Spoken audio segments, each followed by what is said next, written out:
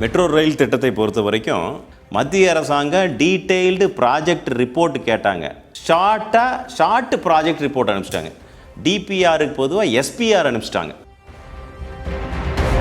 Metro திட்டத்தை பொறுத்த வரைக்கும் 22 மீட்டர் அகலம் இருக்க வேண்டும், குறைந்தபட்ச அளவு இருக்கின்றது. அதையே சுருக்கி 7 மீட்டர் இருக்கிற மாதிரி எல்லா வீதியும் போட்டாங்க. ஏனென்று இந்த விஷயத்தை பொறுத்த வரைக்கும் நரேந்திர மோடி அவர்கள் மீதும் மத்திய அரசாங்கத்தின் மீதும் பழி போட வேண்டும் அப்படிங்கிறத முதல் குறிக்கோள். அதை மையமாக வைத்து ஒரு ரிப்போர்ட் தயாரித்தா எப்படி இருக்கும்? அது இப்படித்தான் இருக்கும். என்னிடம் பல பேர் கேட்பாங்க, என்னெல்லாம் மத்திய அரசாங்கம் மாநில தமிழகத்துக்கு செய்திருக்கின்றார்கள், ஒரு நீண்ட பட்டியலை கொடுங்க அப்படின்னா 2 செகண்டில் நான் சொல்ல முடியும். மாநில அரசாங்கம் திமுக எங்கெல்லாம் ஸ்டிக்கர் ஒட்டி இருக்கிறாங்களோ மத்திய அரசாங்கம் எல்லாத்தையும் எடுத்து பாருங்கள், எல்லாமே உங்களுக்கு புரிஞ்சு விடும். அவ்வளவுதான். கவுண்டமணி சொல்கிற மாதிரி தான் உங்களுக்கெல்லாம் சொல்லணும். போய் பேசுங்கயா, ஆனால் ஏக்கரா கணக்கில் பேசாதீங்க. மெட்ரோ ரயில் திட்டத்தை பொறுத்த வரைக்கும் மத்திய அரசாங்கம் ஒவ்வொரு மாநில அரசாங்கத்திடமும் ஒரு ரிப்போர்ட் கேட்பாங்க. அதற்கு பேர் டிபிஆர் என்று சொல்லக்கூடிய டீட்டெயில்டு ப்ராஜெக்ட் ரிப்போர்ட். அது மெட்ரோ ரயில் திட்டத்துக்கு மட்டும் கிடையாது. மத்திய அரசாங்கம் ஒவ்வொரு மாநில அரசாங்கத்திடம் ஏதாவது ஒரு திட்டத்தின் காரணமாக ஒரு விஷயத்தை கேட்க வேண்டும் என்று சொன்னால் இது நடைமுறையிலே இருக்கக்கூடிய ஒரு சிஸ்டம். அதுக்கு பேர் டிபிஆர் என்று சொல்லக்கூடிய டீட்டெயில்டு ப்ராஜெக்ட் ரிப்போர்ட். அது மெட்ரோ ரயில் திட்டத்துக்கு மட்டும் கிடையாது. எந்த திட்டத்தை கேட்டாலும் இதுதான் ஸ்டாண்டர்டு ப்ரொசீஜர். இதில் வேடிக்கையான விஷயம் என்னவென்று சொன்னால், மக்களுக்கு எளிதாக புரிய வேண்டும் என்று சொன்னால், மத்திய அரசாங்கம் டீட்டெயில்டு ப்ராஜெக்ட் ரிப்போர்ட் கேட்டாங்க. ஆனால் இவங்க அனுப்பிச்சது ஷார்ட் டீட்டெயில்டு ரிப்போர்ட். அது ஒரு detailed project report short project report அனுப்பிச்சிட்டாங்க. டிபிஆருக்கு பொதுவாக எஸ்பிஆர் அனுப்பிச்சிட்டாங்க. அதுதான் வித்தியாசம். மக்களுக்கு ரொம்ப புரியணும்னா, டீட்டெயில்டாக கொடுங்கன்னு கேட்குறதுக்கு பொதுவாக ஷார்ட்டாக எடுத்து அனுப்பிச்சிட்டாங்க. இப்போ அவங்க என்ன சொல்லியிருக்கிறாங்க, ஏன்பா நீ அனுப்பிச்சது நான் கேட்டிருக்கக்கூடிய எந்த விஷயத்தையும் நீங்கள் பூர்த்தி செய்யவில்லை, ரொம்ப ஷார்ட்டாக அனுப்பிச்சிருக்கிறீங்க. நாங்கள் கேட்டது டீட்டெயில்டாக அனுப்ப சொன்னோம், நீ ரொம்ப கம்மியாக அனுப்பிச்சிருக்கிற, இன்னொரு தடவை ஹோம்ஒர்க் பண்ணிவிட்டு திரும்பி அனுப்பு அப்படின்னு சொல்லியிருக்காங்க. இதான் மக்களுக்கு புரியக்கூடிய தன்மையில் நம்ம சொல்லுகின்றோம். இந்த மெட்ரோ ரயில் திட்டத்தை பொறுத்த வரைக்கும் கோவை மட்டும் கிடையாது, இந்தியா முழுவதும் ஒரே சிஸ்டம் தான். இப்பொழுது விஷயத்துக்கு வருவோம். மாநில அரசாங்கம் மத்திய அரசாங்கம் ஏதோ தமிழகத்திற்கு வஞ்சித்து விட்டது, நரேந்திர மோடி அவர்கள் திட்டத்தை கொடுக்கவில்லை, நிராகரித்து விட்டார் அப்படின்னு சொல்லி ஒரு பொய்யான ஒரு பிரச்சாரத்தை செய்கின்றார்கள். ஒரு பொய்யை கட்டமைத்து கொண்டு இருக்கின்றார். எப்பொழுதுமே எல்லா விஷயத்தையும் செய்கின்ற பொழுது அதே மாதிரி இதே மெட்ரோ திட்டத்துக்கும் அதை செய்ய முற்படுகின்றார்கள். இதில் ரொம்ப நுணுக்கமாக பார்த்தோம் என்று சொன்னால், அங்கே இருக்கக்கூடிய அதிகாரிகள் அந்த கோப்பை திருப்பி அனுப்பி, நாங்கள் கேட்டது வேற, நீங்கள் அனுப்பியது வேறு, இன்னும் விலாவாரியாக எங்களுக்கு எழுதி அனுப்புங்கள், அதுவரை நீங்கள் இன்னும் உங்களுடைய அதிகாரிகளோடு உண்மையாலுமே விஷயம் தெரிந்த அதிகாரிகளை வைத்து எங்களுக்கு அனுப்புங்கள், திருப்பி அனுப்பிச்சிருக்கிறாங்க. இதில் மெட்ரோ திட்டத்தை பொறுத்த வரைக்கும் 22 மீட்டர் அகலம் இருக்க வேண்டும். ஆனால் இவங்க என்ன அனுப்பிச்சிருக்கிறாங்க, இவங்க போட்டிருக்கக்கூடிய ரிப்போர்ட்டில் நான் ஏற்கனவே சொன்ன மாதிரி டீட்டெயில்டாக அனுப்ப சொன்னால் ஷார்ட்டாக அனுப்பிச்சிட்டாங்க. அதே மாதிரி 22 மீட்டர் வேணும்னு குறைந்தபட்ச அளவு இருக்கின்றது. அதையே சுருக்கி 7 மீட்டர் இருக்கிற மாதிரி எல்லா வீதியும் போட்டாங்க. ஏன்னா அவசர கதியில். ஏனென்று இந்த விஷயத்தை பொறுத்த வரைக்கும் நரேந்திர மோடி அவர்கள் மீதும் மத்திய அரசாங்கத்தின் மீதும் பழி போட வேண்டும் அப்படிங்கிறத முதல் குறிக்கோள். அதை மையமாக வைத்து ஒரு ரிப்போர்ட் தயாரித்தா எப்படி இருக்கும்? அது இப்படித்தான் இருக்கும். 7 மீட்டர் போட்டு அவங்களுக்கு அனுப்பிச்சிருக்கிறாங்க. அப்போ அவங்க கேட்டிருக்கிறாங்க, ஐயா நாங்கள் கேட்டது குறைந்தபட்சம் 22 மீட்டரில் நீங்கள் சாத்தியமாக இருக்கக்கூடிய ரூட்டை கொடுங்க, நாங்கள் நீங்கள் கேட்கின்ற அளவுக்கு பணம் கொடுப்பதற்கு தயாராக இருக்கின்றோம். கோவை போன்ற இருக்கக்கூடிய மிக முக்கியமான நகரத்திற்கு மெட்ரோ கொடுப்பதற்கு நரேந்திர மோடி தயாராக இருக்கின்றார்கள் அப்படின்னு சொன்னதற்கு பிறகு அதை பற்றி கண்டுகொள்ளவே இல்லை. மற்ற மாநிலங்களில் எல்லாம் எப்படி 4 மாதத்தில் 3 மாதத்தில் கிட்டத்தட்ட நூற்றுக்கணக்கான முறை நேரடியாக அதிகாரிகளையே அனுப்பிச்சி வச்சிடறாங்க. அங்கேருந்து பதில் வரவில்லை அல்லது கொஞ்சம் லேட்டாக வருது அப்படின்னு சொன்னால், இங்கேருந்து மாநில அரசாங்கம் ஒரு டீமை போட்டு இங்கே இருக்கக்கூடிய முக்கியமான அதிகாரிகளை வச்சு ஒரு முழுமையாக ஒரு ரிப்போர்ட் தயார் செய்து என்னெல்லாம் உங்களுக்கு குறை இருக்குது நாங்கள் சரி செய்யறதுக்கு தயாராக இருக்கணும்னு சொல்லிட்டு இங்கே இருக்கிற அதிகாரிகளை மத்திய அரசாங்கத்திடம் பேசுவதற்கு அனுப்பி விடுகிறார்கள். ஏன்னா அவங்களுக்கு அந்த மாநில அரசாங்கத்திற்கு எங்கள் மக்களுக்கு தேவை அப்படிங்கிறதுக்காக, அந்த மக்களுக்கு செய்ய வேண்டும் அப்படிங்கிறதுக்காக அவர்கள் நினைக்கின்றார்கள். இங்கே இருக்கிறவங்களுக்கு தான் அந்த எண்ணமே கிடையாது. முதல்ல ஒரு விஷயம், நரேந்திர மோடி அவர்களுக்கு கெட்ட பெயர் உண்டாக்க வேண்டும், அதுதான் மைய கருத்து. மக்களை பற்றி அவங்களுக்கு கவலை கிடையாது.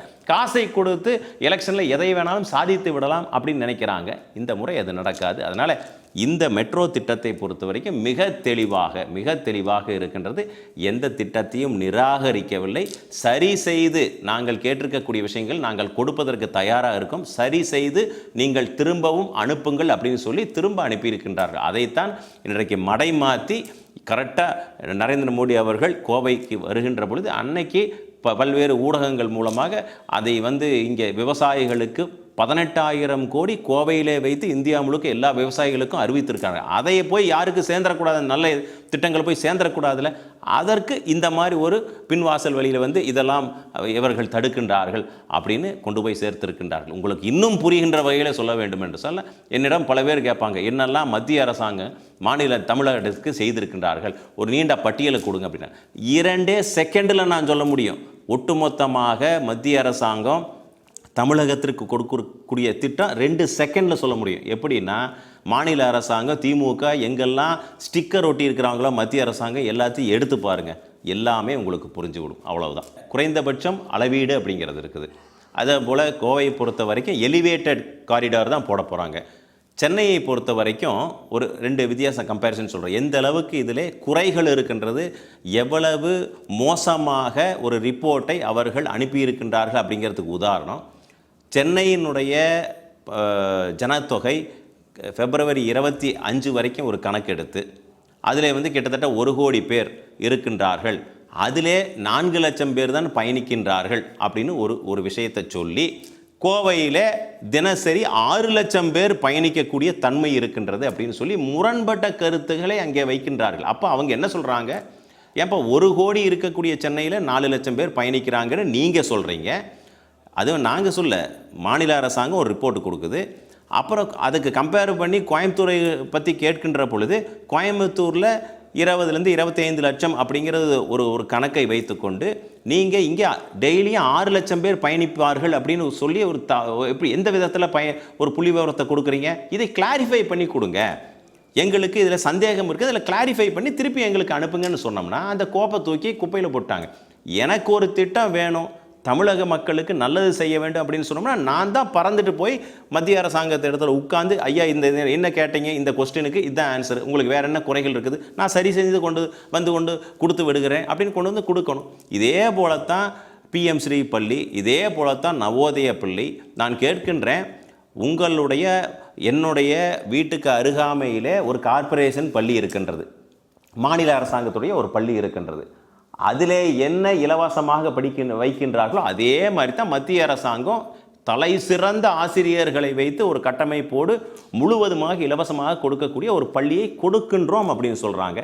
வேண்டாங்கிறாங்க, அந்த பள்ளிக்கூடமே திறக்க வேண்டாங்கிறாங்க. ஏன் திறக்கக்கூடாது? ஏனென்று சொன்னால் இங்கே இருக்கக்கூடிய தனியார் பள்ளிகள், திமுக நடத்துகின்ற பல்வேறு பினாமி பள்ளிகள் எல்லாம் மூட வேண்டிய நிலைமை வந்துவிடும். இதே மாதிரி தான் இன்றைக்கு இதே மெட்ரோ திட்டத்திற்கு இதை பொய்யான ஒரு விஷயத்தை கட்டமைக்க நினைக்கின்றார்கள்.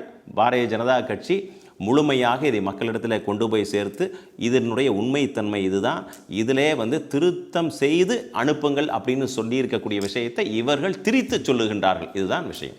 முழுமையாக ஒரு ரிப்போர்ட்டை தயார் செய்து கோவை மக்களை வஞ்சிக்காமல், இதில் எந்த அரசியலும் கிடையாது. கோவை மக்களுக்கு நீண்ட கால கோரிக்கை. ஏனென்று சொன்னால் திருப்பூரும் கோவையும் ட்வின் சிட்டிஸ் என்று அழைக்கக்கூடிய நாள் வெகு தொலைவில் இல்லை. எப்படி ஹைதராபாத் சிக்கந்தராபாத் பக்கம் அதே போல் திருப்பூரும் கோவையும் ட்வின் சிட்டிஸாக மாறப்போகிறது. அப்படி இருக்கின்ற பொழுது ஜனத்தொகை பல மடங்கு நாளுக்கு நாள் அதிகரித்து கொண்டே இருக்கின்றதுனால் மெட்ரோனுடைய தேவை நமக்கு மிக மிக முக்கியம்.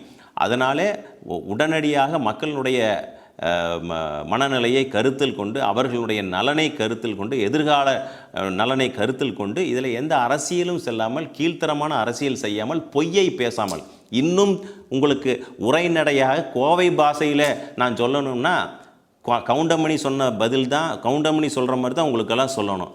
போய் பேசுங்கயா, ஆனால் ஏக்கரா கணக்கில் பேசாதீங்க. இவங்க போட்டிருக்கக்கூடிய திட்ட வரைவு, அந்த திட்ட வரைவே வந்து இங்கே இருக்கக்கூடிய மக்கள் பிரதிநிதிகள் யாரையுமே கன்சல்ட் பண்ணல. நீங்கள் வந்து அவர்கள் தினந்தோறும் மக்களை சந்திக்கக்கூடிய நபர்கள். இங்கே இருக்கக்கூடிய இந்த ப்ராஜெக்ட் ரிப்போர்ட்டு மாநில அரசாங்கம் தயார் செய்கின்ற பொழுது லோக்கலில் இருக்கக்கூடிய கவுன்சிலரில் முதல் கொண்டு எம்எல்ஏ வரைக்கும் எல்லாத்திட்டையும் உட்கார்ந்து பேசி, பத்திரிகையாளர் இருக்கிறாங்க, இங்கே சமூக நல ஆர்வலர்கள் இருக்காங்க, அவங்களையெல்லாம் உட்கார்ந்து பேசினாங்கன்னா எந்த இடத்துல மக்கள் பாதிப்பு இல்லாமல் ஒரு சாலையை நம்ம வந்து மெட்ரோ திட்டத்தில் கொண்டு வரலாம். கொண்டு வருகின்ற பொழுது சில பாதிப்புகள் இருக்கும். குறைந்த பாதிப்பு இருக்கக்கூடிய சாலை எது சரியாக இருக்கும்? என்னுடைய மெட்ராஸில் உட்காந்துட்டு என்னுடைய பார்வை வேறையாக இருக்கும். கோவையிலே வாழக்கூடிய மக்களுக்கு தான் தெரியும் எந்த இடத்துல ஆரம்பித்து எங்கே கொண்டு முடித்தோம்னா இன்னும் 50 ஆண்டு காலத்துக்கு பிறகு எங்களுக்கு அது உதவிகரமாக இருக்குமா இல்லைன்னு இங்கே இருக்கிறவங்களுக்கு தான் தெரியும்.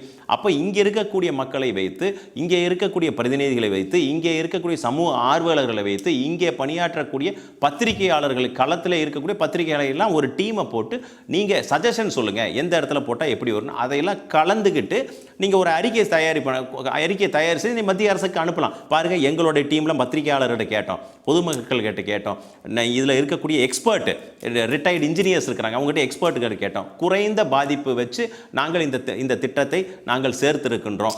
உங்களுக்கு வேறு ஏதாவது குறை இருந்தாலும் சொல்லுங்கள், நாங்கள் உடனடியாக நிவர்த்தி செய்து கொடுக்கறதுக்கு தயாராக இருக்கணும். உடனடியாக எங்களுக்கு அனுப்புங்கள். உங்களுக்கு ஏதாவது வேறு ஏதாவது விஷயமா இருக்கா, எங்களுடைய அதிகாரிகளை உடனடியாக நாங்கள் டெல்லிக்கு அனுப்புகிறோம், நீங்கள் எங்களுக்கு விஷயத்தை செய்து கொடுங்கள். இதுதான் நடைமுறை.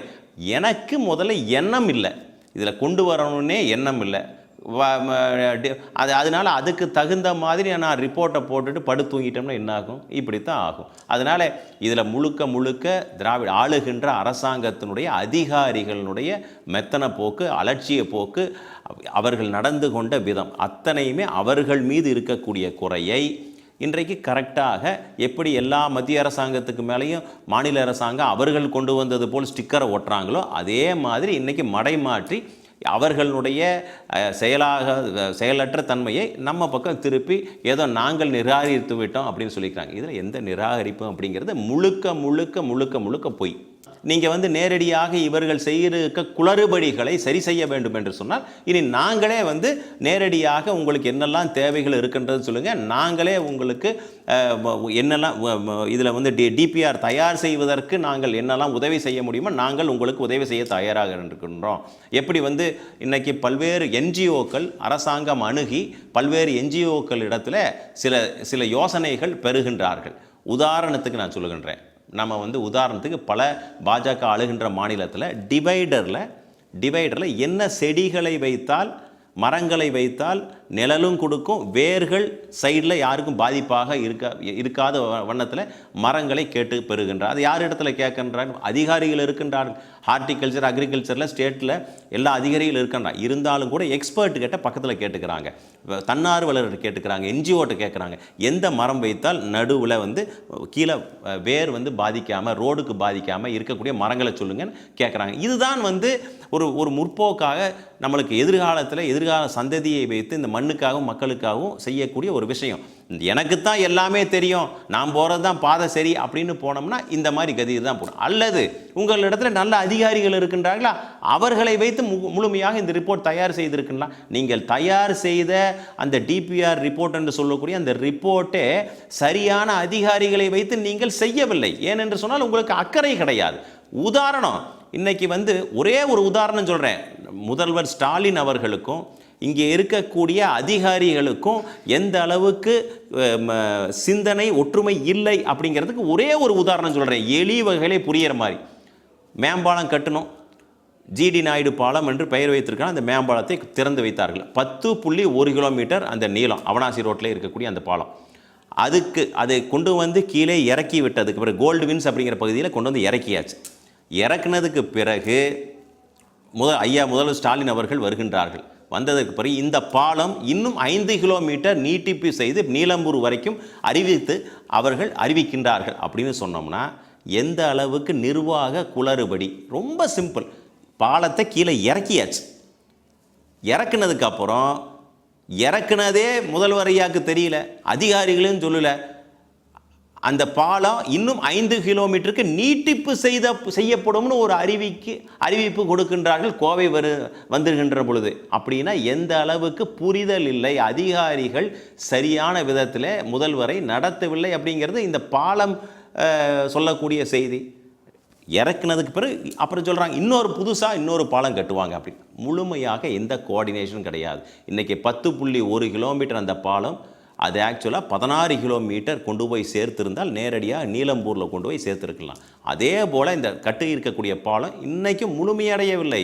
இன்றைக்கி ரெசிடென்சிக்கு முன்னாடி இன்றைக்கி அவர்கள் மாநில அரசாங்கம் செய்த குளறுபடியின் காரணமாக இன்னொரு பாலம் அப்படியே ஏறி அது பாதியிலே நின்றுருக்குது. அதனால் பாலம் திறந்து வைத்தது மட்டும் கிடையாது, அதிலே 90% தான் நிறைவேற்றி இருக்கின்றார்கள். அதே போல் பாலம் எதற்காக கட்டுகின்றோம்? டிராஃபிக்கு கம்மியாகணும். 9 மணிக்கு மேலே பாலத்தில் யாருமே ஏறக்கூடாதுன்னு போலீஸ் போடுறாங்க. அப்புறம் எதுக்கு பாலம் கட்டுறீங்க? நீங்கள் போய் பாருங்கள், பத்திரிகையால் நீங்களே போய் பாருங்கள். நைட்டு 7, 8, 9 மணிக்கு மேலே பொதுமக்களுக்கு பாலத்துக்கு மேலே போகிறதுக்கு அனுமதி கிடையாது அப்படின்னு சொல்லி போடுறாங்க. அப்புறம் எதுக்கு பாலம் கட்டுறீங்க? கட்டாமையே இருந்திருக்கலாமே. இதுதான் நிர்வாக சீர்கேடு அப்படிங்கிறது. வீட்டுக்குள்ளாரே கரப்பாம்பூச்சி முட்டைப்பூச்சி இருந்ததுன்னா வீட்டை கொளுத்துகின்ற கதை தான்.